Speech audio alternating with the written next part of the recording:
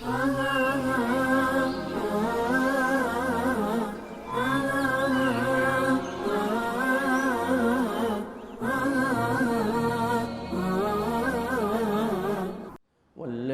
تبوأوا الدار والإيمان من قبلهم يحبون من هاجر إليهم ولا يجدون في صدورهم حاجة مما أوتوا ويؤثرون على أنفسهم ولو كان بهم خصاصة ومن يوق شح نفسه فأولئك هم المفلحون صدق اللہ العظیم۔ ایک مرتبہ محبت سے درود شریف پڑھ لیجیے۔ میرے عزیز دوستوں، محترم بزرگوں، اللہ کے نبی صلی اللہ علیہ وسلم کے نقش قدم کی پیروی کرتے ہوئے آپ کے نشان قدم کو ہم پڑھتے جا رہے ہیں، اور آپ کی مبارک زندگی کو ہم نے 11 قسطوں میں پڑھ کر آج 12ویں قسط ہے ہماری اس سیریز کی۔ ہم یہاں تک پہنچے تھے، کہاں تک پہنچے تھے؟ کیا بات ہوئی تھی پچھلے جمعے؟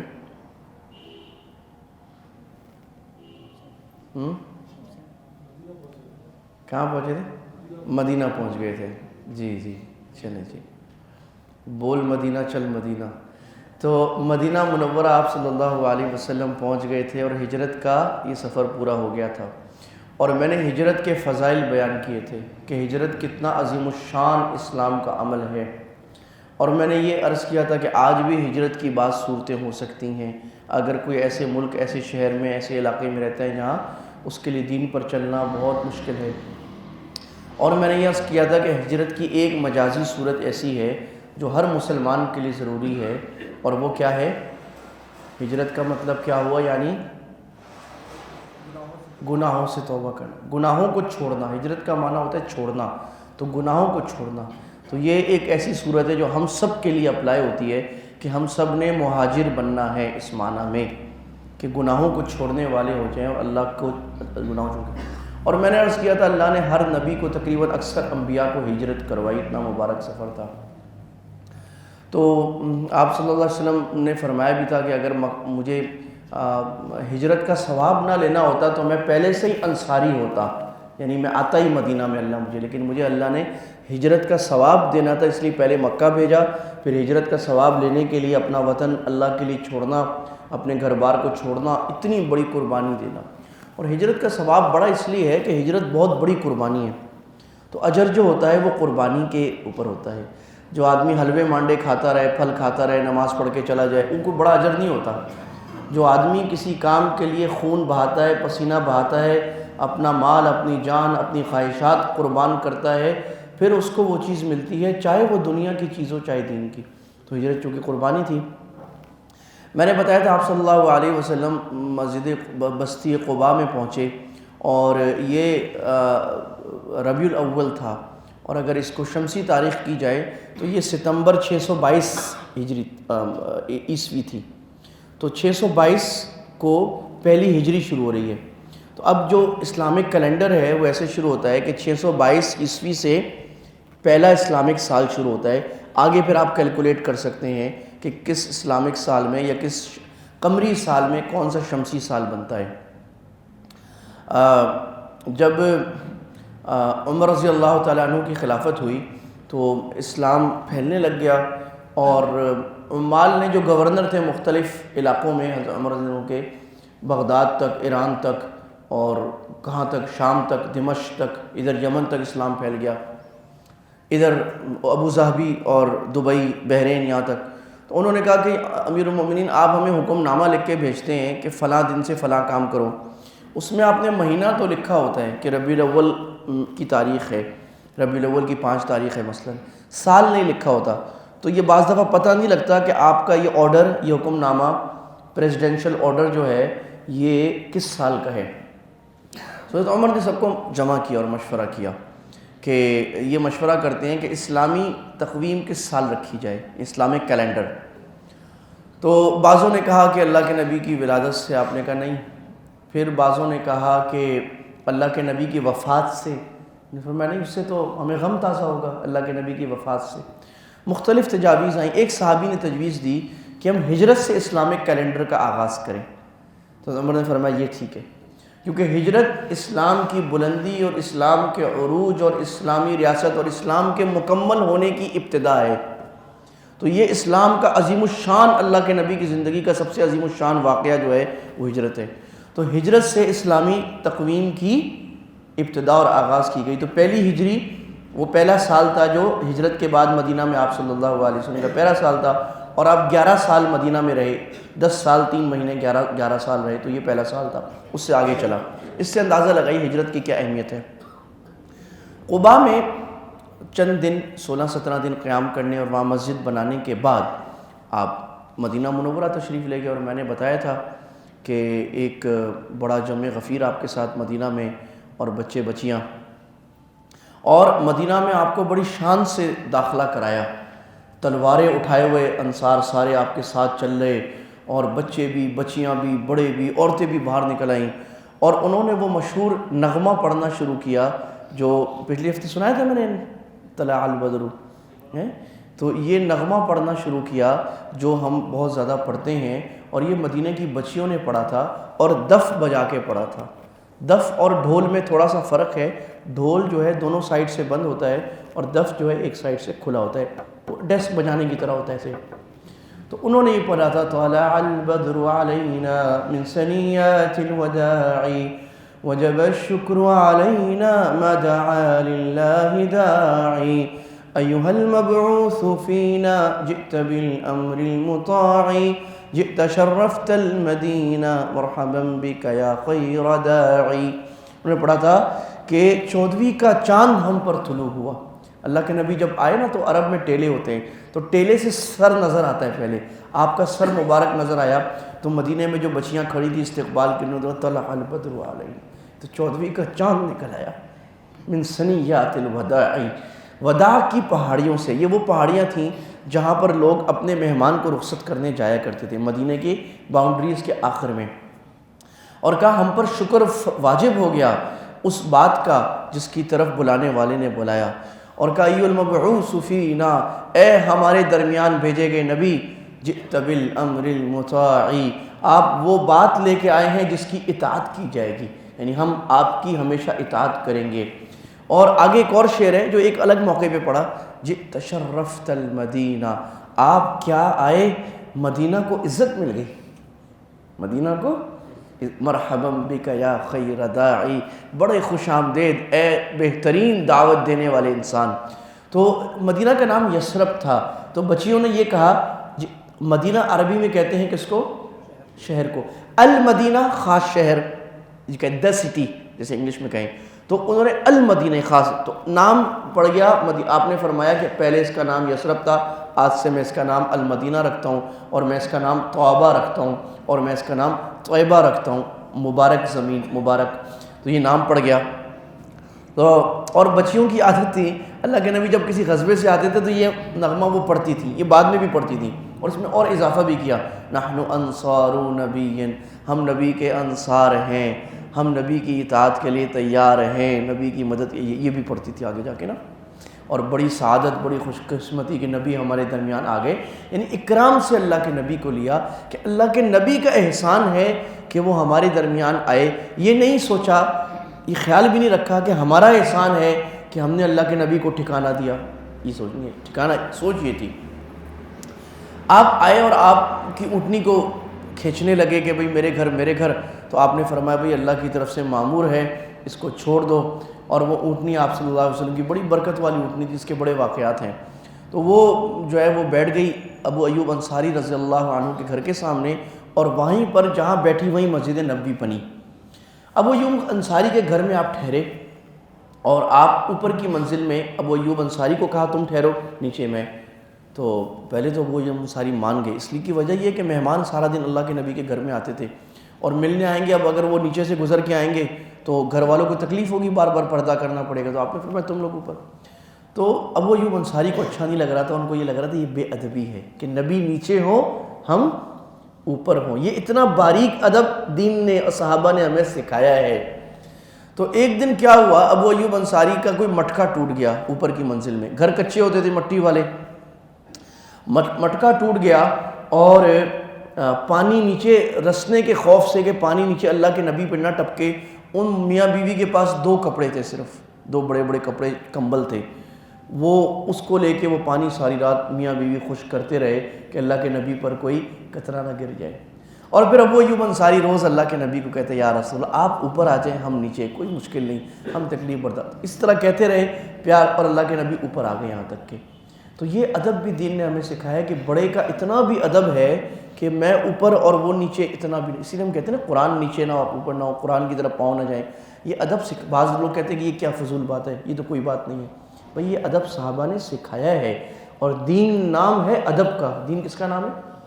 مولانا ابوالحسن ندوی رحمہ اللہ، میں نے ان کا پہلے بھی کبھی حوالہ دیا، امت کے بہت بڑے مفکر ہندوستان کے گزرے ہیں، پاکستان بننے کے بعد بھی تھے، امت کی نبضوں پر ان کے ہاتھ تھے، امت کے جو عظیم تھنکرز ہوتے ہیں ان میں ایک ابوالحسن ندوی ابھی گزرے ہیں، ان کی کتابیں پڑھنے کے لائق ہیں، آپ حضرات پڑھیں ان کی کتابیں، اب مولانا ابوالحسن ندوی علی میاں کی کتابیں، امت کا غم اور فکر اور زوال و عروج کی تاریخ اگر سمجھنی ہے تو ان کی کتابیں پڑھیں۔ تو وہ کہتے ہیں کہ اسلام کا خلاصہ اگر ایک لفظ میں نکالا جائے تو وہ ادب ہے۔ کیا ہے؟ توحید کیا ہے؟ اللہ کا ادب، ایک اللہ کی عبادت، ایک اللہ کو پکار، اللہ کے سوا کسی سے لو نہ لگانا۔ رسالت اور ختم نبوت کیا ہے؟ نبی کا ادب ہے جی۔ صحابہ سے تعلق کیا ہے؟ صحابہ کا ادب۔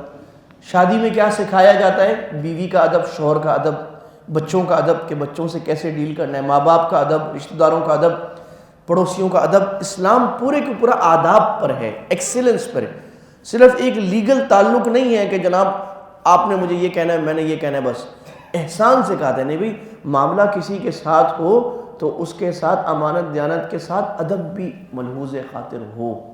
اور الحمدللہ یہ ادب کی جو روایت ہے یہ ہمارے دینی مدارس نے قائم رکھی ہے۔ اللہ کے نبی صلی اللہ علیہ وسلم کے جو وارث علماء ہیں، آپ میں سے کتنے حضرات ہیں جو کسی مدرسے میں، بڑے مدرسے میں کبھی گئے ہیں؟ یہ ہاتھ کھڑا کریں، کتنے لوگ ہیں؟ اچھا، بہت سارے تو گئے نہیں ہیں، یہ تو بہت غلط بات ہے۔ تو ایک مل کے ٹور کرنا چاہیے کسی مدرسے کا، ہے نا؟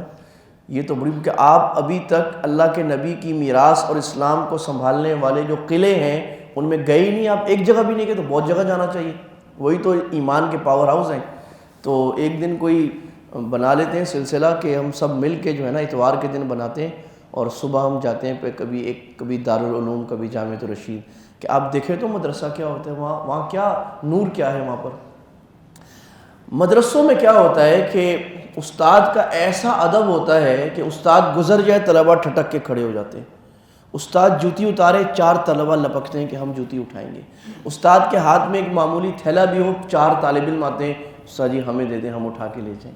اچھا، وہ ضروری نہیں وہ اس استاد کا شاگرد بھی ہو، وہ شاگرد نہیں بھی ہوگا، اس مدرسے میں پڑھتا ہوگا اور وہ استاد ہوں گے، ان کو بتائیے استاد ہیں، ان کا ادب کرنا ہے، احترام کرنا ہے۔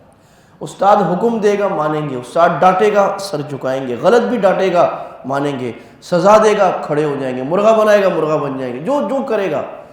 استاد کی خواہش، استاد کی خدمت کو اپنی سب سے بڑی سعادت سمجھیں گے۔ استاد کوئی کام کہے، اس کے گھر میں کوئی کام ہو، اس کے لیے کام کرنا ہو، اس کو لانا ہو، کوئی محنت کرنی ہو، اس کے لیے کوئی مشقت، وہ جو کہے گا ویسے کریں گے۔ یہ ادب کا ماحول مدارس نے قائم رکھا ہے، اور بدقسمتی سے ہماری جو عصری تعلیم گاہیں ہیں وہاں سے یہ ماحول نکل گیا ہے۔ میرے صالح صاحب ہیں تو وہ چھوٹی عمر میں برطانیہ چلے گئے تھے، وہیں رہتے ہیں، وہ وہیں عالم بنے ماشاءاللہ۔ کہہ رہے میں 7-8 سال کا بچہ تھا، میں برطانیہ گیا، یہاں تو اس زمانے میں کچھ روایات تھیں ہماری، تو وہاں جب کلاس شروع ہوئی اسکول میں، ٹیچر ادھر دیکھ رہے ہیں، پیچھے سے چوک مار رہے ٹیچر کو، ہے نا، اس کو پھپتیاں کس رہے ہیں۔ ٹیچر کے کلاس میں آنے سے پہلے ٹیچر کا کوئی الٹا سیدھا نام وہ جو ہے نا رکھ دیا، فیٹی کچھ نہ کچھ، ہے نا، نوزی رکھ دیا، ٹیچر آ رہا ہے دیکھ رہے بیچارہ میرا نام ہے۔ ٹیچر نہ ڈانٹ سکتا ہے، نہ کچھ کہہ سکتا ہے، کچھ کہا تو پولیس پکڑے گی، والدین آ جائیں گے ہمارے بچے کو تم نے کہا کیوں کچھ۔ یہ بے ادبی کا ماحول مغربی معاشرہ ہمیں بنایا جا رہا ہے، جو اسلام کی جڑوں پر پھاوڑا ہے، کیونکہ اسلام کی جڑ کی بنیاد ادب پر ہے۔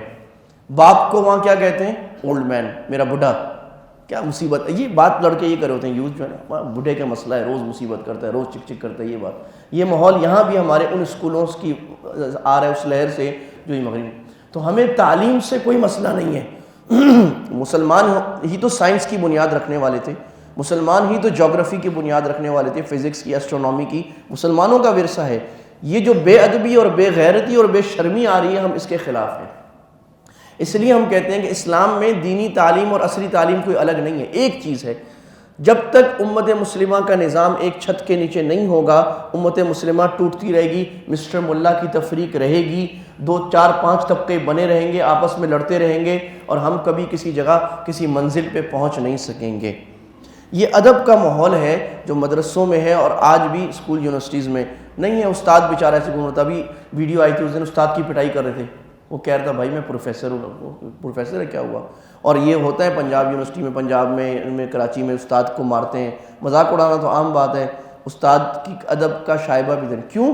وہ نظام تعلیم ٹھیٹھ نالج سکھا رہا ہے، اور اسلام میں علم نالج کو نہیں کہتے، نالج کے ساتھ اس نالج پر عمل کو کہتے ہیں۔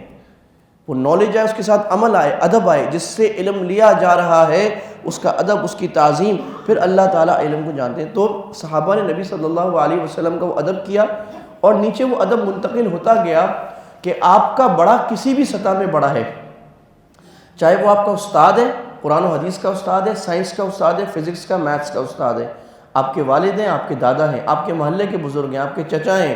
یہ بچوں کے اندر یہ ویلیوز انکلکلیٹ کرنا ضروری ہے۔ آج والدین نہیں کرتے، کوئی بات نہیں ہے، کوئی بات نہیں، میں اپنا ادب کرائیں بچے سے۔ جب مسجد میں بچے کے لے کے آئیں تو بچے کو بولیں بیٹا جوتیاں اٹھاؤ میری، رکھو وہاں جا کے، پھر وہ بچہ سیکھ جائے گا کہ ابا آ رہے ہیں، دادا آ رہے ہیں، چچا کوئی بزرگ ہیں، میں ان کی جوتیاں اٹھا کے رکھوں گا۔ وہ جب مسجد سے باہر نکل رہے ہوں گے، ان کی جوتیاں پہلے اٹھا کے سیدھی کر کے ان کے سامنے رکھوں گا۔ یہ ہمارے وہ آداب کا کلچر ہے جو اسلام میں تھا اور آج مٹتا چلا جا رہا ہے۔ تو یہ بات کہاں سے آئی تھی کہ ابو ایوب انصاری نے اللہ کے نبی صلی اللہ علیہ وسلم کا کیا ادب کیا تھا کہ بھئی یہ برداشت نہیں تھا کہ اللہ کے نبی نیچے ہوں میں اوپر ہوں، کا نہیں، آپ اوپر آ جائیں میں نیچے ہوں گا، مجھے تکلیف ہوتی ہے، روز مہمان آئیں گے تکلیف ہوتی ہے۔ شروع میں یہ تھا کہ انصار جو ہیں اللہ کے نبی کے گھر وہ سرید بنا کے بھیجا کرتے تھے، ابو ایوب انصاری کے گھر۔ بعد میں تو اللہ کے نبی کا اپنا گھر ہو گیا، مسجد نبی بنی، اس کے ساتھ گھر بن گیا، سرید بنا کے بھیجا کرتے۔ تو جو بڑے بڑے سردار، بڑے بڑے امیر انصار کے تھے، تو روز آپ ابو ایوب انصاری کے گھر کے دروازے پر 2 2 3 تسلے جو ہے وہ سرید کے ہوتے تھے۔ سرید پتہ نہیں آپ لوگوں نے کھائی بھی ہے کہ نہیں کھائی، برگر پزا سے فرصت ہو تو سرید بھی کھائیں۔ اللہ کے نبی نے فرمایا تھا کہ سرید کی فضیلت کھانوں پر ایسی ہے جیسے کہ عائشہ کی فضیلت دوسری عورتوں پر ایسی ہے جیسے سرید کی فضیلت دوسرے کھانوں میں۔ تو اللہ کے نبی کا محبوب کھانا تھا کہ سالن میں روٹی کے ٹکڑے ڈال کے، اوپر گوشت ڈال کے، اس کو روٹی ایسے ڈالی جائے کہ سالن کو جذب کر لے، پھر اس کو چمچ سے یا ہاتھ سے اس کو کھایا جائے اور مل کر کھایا جائے بڑا پیالے میں۔ یہ سرید ہوتی ہے، کبھی ایک دفعہ تو کھا لیں سنت کی نیت سے نا، گھر میں مل کے۔ تو اس کے بعد آپ نے فرمایا بھی پہلا کام یہ کرنا ہے۔ قباء میں پہلا کام کیا تھا آپ صلی اللہ علیہ وسلم نے؟ پہلا کام کیا تھا؟ قباء میں کیا کام کیا تھا؟ مسجد بنائی تھی۔ تو مدینہ میں بھی پہلا کام آپ نے فرمایا مسجد بنائیں گے۔ تو اللہ کی طرف سے اشارہ تھا وہاں مسجد بنانی جہاں اونٹنی بیٹھی تھی۔ تو آپ نے پتہ کیا تو پتہ لگا وہ 2 لڑکے ہیں نابالغ، ان کی زمین ہے، اور وہاں پر کھجوریں خشک کی جاتی تھیں، کیونکہ مدینہ کی بنیادی آمدنی اور معیشت جو تھی وہ کھجور پر اور انگور پر تھی، زراعت والے لوگ تھے۔ مدینہ میں پانی بہت تھا، مکہ میں نہیں تھا، تو مدینہ والے جو ہے وہ فلاح تھے، ان کی معیشت کا مدارس پر تھا۔ اور آپ نے فرمایا بھئی یہ زمین ہم لیتے ہیں۔ تو ان بچوں نے کہا ہم اپنی طرف سے اللہ کے لیے دیتے ہیں۔ آپ نے فرمایا نہیں بھائی، بچوں سے ایسے نہیں لینا، یہ زمین خریدو، مسجد کے لیے زمین خریدو، اپنا پیسہ لگاؤ۔ تو انصار نے پیسہ لگایا، زمین خریدی گئی۔ وہاں کچھ پرانی قبریں تھیں، ان کو اکھاڑ کے ختم کیا گیا اور گھڑوں کو بھر دیا گیا، اور مسجد کی تعمیر شروع ہوئی۔ اور اللہ کے نبی صلی اللہ علیہ وسلم نے اپنے ہاتھ سے خود آپ نے رکھی، اور آپ خود مسجد بنانے میں شامل ہوئے۔ مسجد کی جو بنیاد تھی وہ پتھروں سے رکھی، اس کے اوپر کچی اینٹوں سے مسجد رکھی گئی، اور کھجور کے تنوں سے اس کا ستون بنایا گیا، اور کھجور کی جو خشک چھالیں ہوتی ہیں اس سے اس کی چھت آدھی مسجد پہ بنائی۔ جیسے ہماری آدھی مسجد کور ہے نا، آدھی مسجد کھلی ہے، تو وہ بھی ایسی تھی، آدھی کور تھی آدھی کھلی تھی۔ اور مسجد کے پیچھے ایک چھوٹا سا چھپر ایک اور تھا جس میں اصحاب صفہ ہوتے تھے، جو غریب فقیر جن کا کوئی گھر نہیں تھا، کوئی ٹھکانہ نہیں، وہ وہاں پر ٹھہرتے تھے۔ تو یہ مسجد نبوی تھی، اور کل یہ مسجد نبوی جو تھی یہ 800 اسکوائر میٹر تھی، 800 اسکوائر میٹر، اس کے بعد پھر 1200 ہو گئی، پھر 2400، پھر 3600، اس طرح یہ بڑھتی. اللہ کے نبی میں توسیع کے زمانے میں توسیع ہوئی، پھر ابو بکر کے زمانے میں، پھر عمر رضی اللہ عنہ کے زمانے میں. مسجد بڑی سادہ تھی لیکن ایمان سے بھرپور تھی، اعمال سے بھرپور تھی، کام سے بھرپور تھی. اور آپ صلی اللہ علیہ وسلم نے اس زمانے میں اس کو نہیں پسند فرمایا کہ مسجد بہت زیادہ عالی شان ہو. آپ نے کہا کام ہو، عالی شان ہو نہ ہو، کام ہو، اس میں کام والی مسجد ہو. اور مسجد کی تعمیر کا حکم دیا، اور قرآن نے جو کہا انما یعمر مساجد اللہ، مسجد کی تعمیر وہ لوگ کرتے ہیں جو اللہ پر ایمان لاتے ہیں. تو مسجد کی تعمیر کا مطلب ظاہری تعمیر صرف نہیں ہے، مسجد کو آباد کرنا. اس لیے قرآن کی اس آیت کا ہم ترجمہ کرتے ہیں مسجد کو آباد وہ کرتے ہیں جو ایمان والے ہیں. مسجد میں کیا اعمال ہوتے تھے؟ بنیادی کام تو مسجد کا نماز ہے، تو مسجد کا معنی ہے سجدہ گاہ، سجدے کی جگہ، اور بنیادی کام ذکر تلاوت ہے. لیکن مسجد نبوی مسلمانوں کے تمام امور کا مرکز تھی. چنانچہ مسجد نبوی میں ذکر بھی حلقے لگتے تھے، مسجد نبوی میں آپ تعلیم بھی صحابہ کو دیتے تھے، جو آپ نے بات بتانی ہے، تعلیم دینی ہے، قرآن کی بایت، اپنی حکمت جو حدیث بنی اللہ کے نبی کی باتیں وہ بھی وہاں ہوتی تھیں. مسجد نبوی میں جہاد کی ٹریننگ بھی ہوتی تھی، پلاننگ بھی ہوتی تھی. چنانچہ جہاد کے لیے جماعتیں نکلتی، دعوت کے لیے جماعتیں نکلتی، ان کو پوری بریفنگ مسجد نبوی میں دی جاتی. ٹریننگ بھی بعض دفعہ ہوتی تھی مسجد نبوی میں. مسجد نبوی ہسپتال بھی بنی ہے. 4 ہجری میں 4 سال مدینہ کے غزوہ بنو قریظہ میں بعض صحابہ اور سعد جو مدینہ کے سردار تھے وہ زخمی ہوئے، تو آپ نے مسجد میں ان کا خیمہ لگوایا تاکہ میں خود ان کو دیکھ سکوں، تعمیر داری کرا سکوں. مسجد میں جتنے باہر کے ڈپلومیٹس اور وفد آتے تھے ان کو بھی آپ مسجد میں ملتے تھے، یعنی ڈیلیگیشنز کے ساتھ. تو فورن آفس بھی مسجد تھا، روم کے قاصد آتے تھے، بحرین کے قاصد آتے تھے، فورن آفس بھی مسجد تھا. مدینہ میں یہودی تھے اور بعد میں منافقین آ گئے جو اسلام کو تکلیف پہنچانے اور ضرر پہنچانے اور اسلام کو توڑنے کی کوئی موقع ہاتھ سے نہیں جانے دیتے تھے. ان کی جاسوسی کا مرکز بھی مسجد نبوی تھی. چنانچہ مسجد نبوی میں ایک پورا مرکز تھا. کچھ صحابہ اس بات کے لیے مقرر تھے کہ منافقین کوئی غلط کام تو نہیں کر رہے ہیں، ان سے ہوشیار رہا جائے، تو وہ بھی اب مسجد نبوی میں رپورٹ کرتے تھے آپ صلی اللہ علیہ وسلم کو آ کر. اور مسلمانوں کے نکاح بھی مسجد میں ہوا کرتے تھے.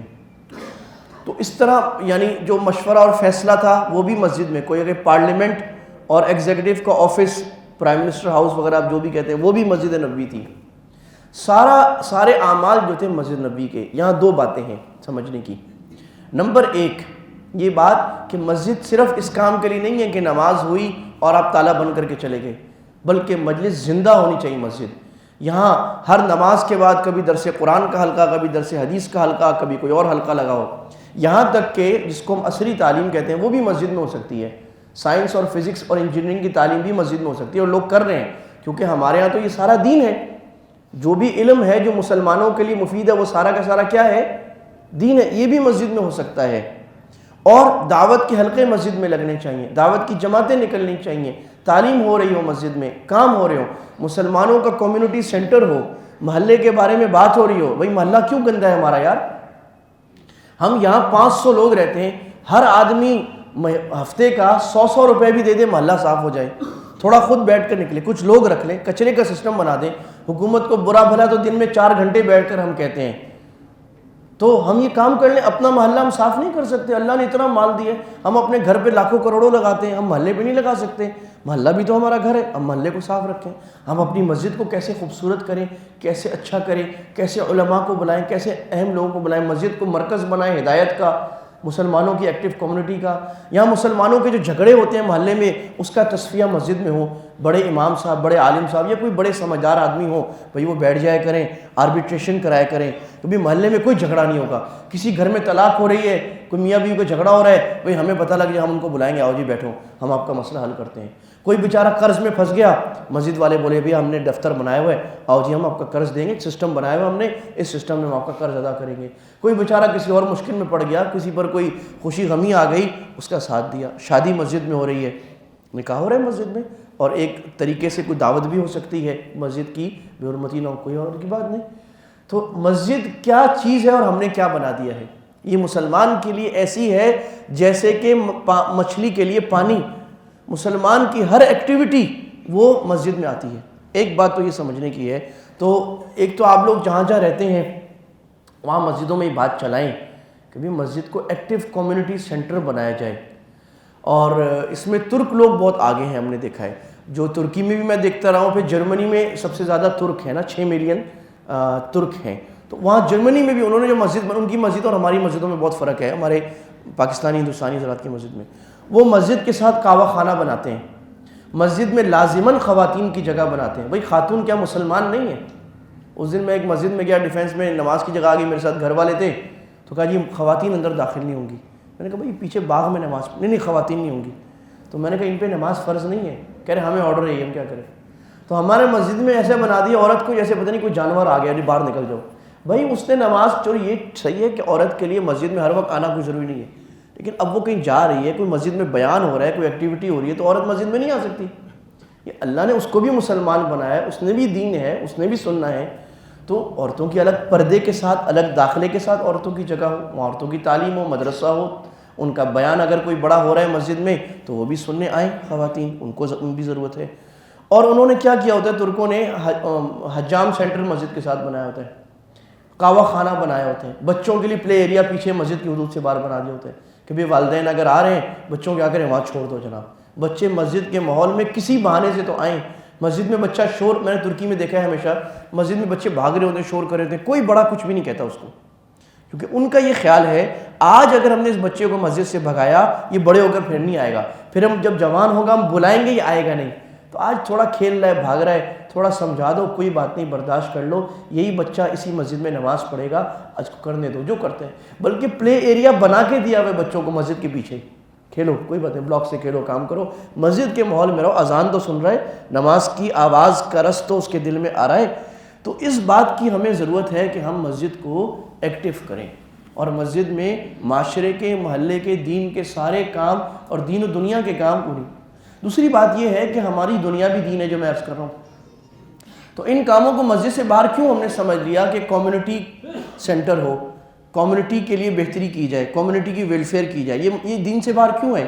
یہ تو دین کا عین کام ہے. یہ وہ کام ہے جو اللہ کے نبی نبوت سے بھی پہلے کیا کرتے تھے. نبی بننے سے پہلے آپ کے کیا کام تھے؟ بیواؤں کا خیال کرنا، یتیموں کا خیال کرنا، بھوکے کو کھانا کھلانا، پیاسے کو پانی پلانا. اور اجتماعی کاموں میں حدیث میں آیا وہ تعین علی نوائب الحق، جو حضرت خدیجہ نے کہا اجتماعی کاموں میں آگے بڑھ کر حصہ لینا، اپنے آپ کو پیش کرنا. جو ایمرجنسی کے کام ہے، کوئی اجتماعی کام ہے، ملک کا مسئلہ ہے، گٹر بند ہو گیا، روڈ صحیح نہیں ہے، کوئی مسئلہ ہے، ٹریفک کا مسئلہ ہے، درخت لگانے، پودے لگانے، لوگوں کا مسائل حل کرنے، یہ مسجد میں ہونا چاہیے. تو بھی اس کا ارادہ فرمائیں کہ ہم نے یہ بات چلانی ہے حکمت سے، کوئی فتنہ فساد نہیں، کہ ہماری مسجدیں جو ہے وہ آئیڈیل ایک کامیاب مسجد ہو جو مسلمانوں کا دل کی طرح دھڑکتی ہو، اور مسلمان ہر محلے کا آدمی اس مسجد کے ساتھ کسی نہ کسی بہانے وہ آئے اور آنے پر مجبور ہو. اور میرا ارادہ کب سے ہے اس مسجد کو بھی ہم آہستہ آہستہ اس میں یہ کام شروع کریں. تو یہاں تک بات ہو گئی آج کہ مدینہ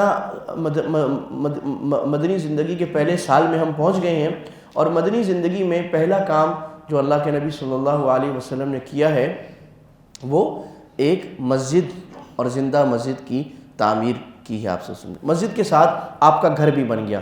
تو حضرت عائشہ اور حضرت سودا آپ کے نکاح میں تھیں، تو 2 حجرے چھوٹے چھوٹے سے بن گئے، 2 حجرے اور چھوٹا سا صحن بس. پھر جیسے جیسے آپ کی شادیاں ہوتی گئیں، ایک ایک زوجہ مبارکہ کا ایک حجرے کا اضافہ مسجد کے ساتھ ہوتا گیا، جو آج مسجد نبی کے بائیں طرف ہے. محراب کی طرف اگر منہ کر کے کھڑے ہوں تو اللہ کے نبی صلی اللہ علیہ وسلم کی قبر اطہر جہاں ہے وہ حضرت عائشہ رضی اللہ عنہا کا حجرہ تھا.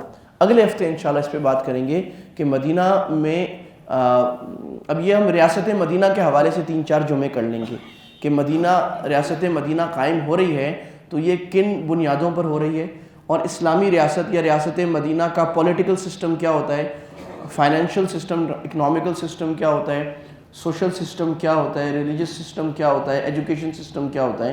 اس پر کچھ جمعے ہم انشاءاللہ بات کر لیں گے. اللہ تعالیٰ عمل کی توفیق عطا فرمائے. وما علی البلاغ وآخر دعوانا الحمدللہ رب العالمین.